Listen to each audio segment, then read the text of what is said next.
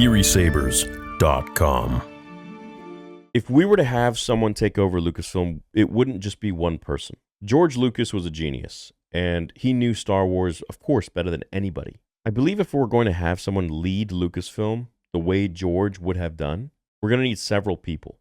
As much as I'm not really a fan of Tony Gilroy, he did do a good job with those last 5 or 6 episodes of Andor Season 2. They were quite phenomenal. I have to give credit where credit's due. Maybe I didn't feel too happy with the first few episodes or whatever, but those final ones were actually really well done in terms of exposition and story and whatever. This is not an Andor review, but they were good.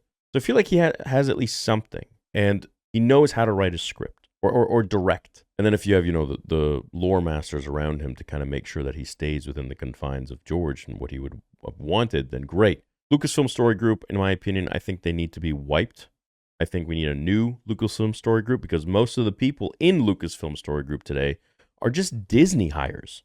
When Disney came in, and I had a few emails from some old school Lucasfilm guys, they said most of the people at Lucasfilm that were working there all through with George were fired. They were let go on the spot. They had to pack up their desks. Years of working, decades of working at Lucasfilm, like that, gone. And replace them were all Disney people from Disney.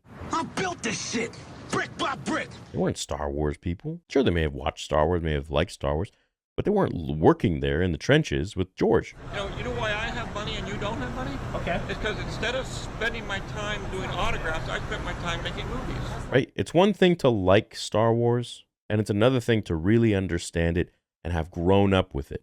And it's more than just some sort of the science fiction movie.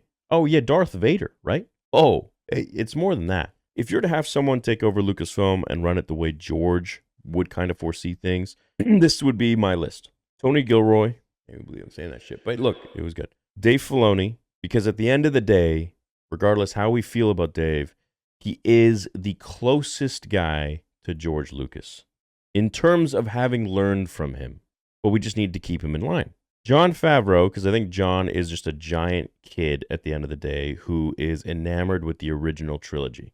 Every time he touches something Star Wars, it just feels like this dude is just a kid who loves the first 3 films that ever came out, and he's just throwing what he can at the board with that in mind and building a story through that. And for that, I see the passion, I see the fun, and I see that childish magic that he puts into the stuff, except for Mando Season 3, which was complete, and I think that was because of Kathleen Kennedy, but I'm not sure. The next person we would need is Sam Witwer, who knows a lot about the lore. Beyond that, I would have Stuart Beattie, who, my God, if you guys read his magnificent script for Kenobi, holy shit.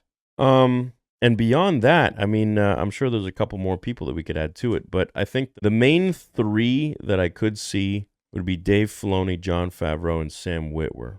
Sam Witwer to kind of corral everything, Dave for the creative, and Jon for the pure creative, and just having fun with it. I think those 3 guys would keep things in line pretty well. And then you put Tony Gilroy in the mix to give a real comprehensive writing and exposition and pacing and all that stuff for the projects that the boys do want to make. I think that would be okay.